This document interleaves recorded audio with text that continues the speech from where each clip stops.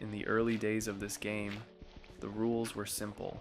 You find a tree and you get wood. You find a hill and you mine stone. The effort you put in was directly proportional to the progress you made. It was a fair exchange. You weren't competing with a global network of specialized players. You were just competing with your own hunger and the setting sun.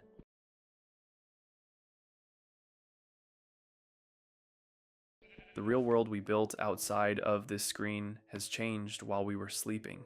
If you graduated recently, or if you are trying to change careers in 2026, you know exactly what I mean. You feel like you spawned into a world where all the resources are already gone. The land is claimed.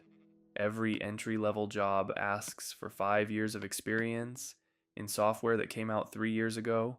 The job market is broken. We were told a lie.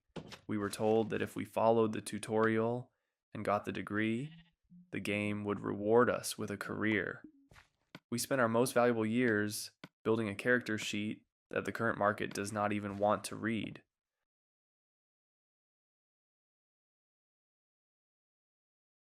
Psychology explains this through system justification theory.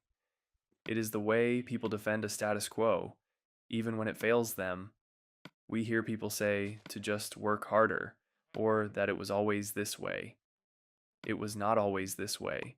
We are living through an era of credential inflation.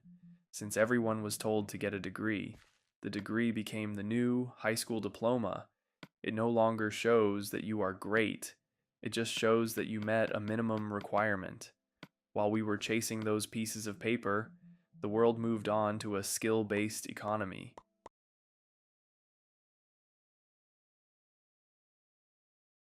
Look at this gameplay. I am mining with a stone pickaxe while knowing that there are people out there with machines that can clear a mountain in seconds. That is what it feels like to apply for a job in 2026. You are a human being with a soul and a story. Your application is being sucked into a black hole. Before a person ever sees your name, a machine scans your resume for specific keywords. If you do not use the right language, you are deleted. A machine that does not care about your potential or your work ethic is judging you. You are just data to be sorted. This process took the humanity out of hiring. It left us with a cold filter that rewards people who know how to play the system instead of people who know how to do the work.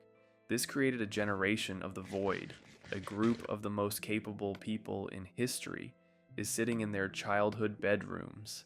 They feel like they are failing at a game that was rigged before they even hit the start button.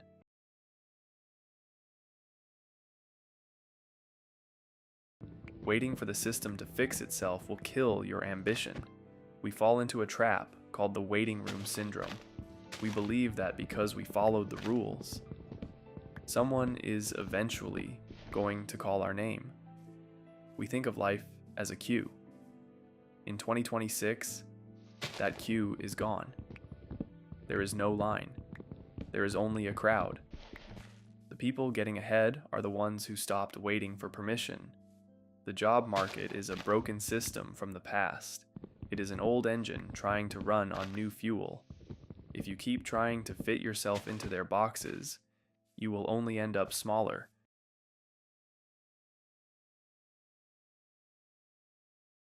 Move from an external locus of control to an internal one. An external focus makes you believe that your fate is decided by managers, the economy, or an algorithm. It makes you a victim. An internal focus realizes that while you cannot control the market, you can control the value you provide.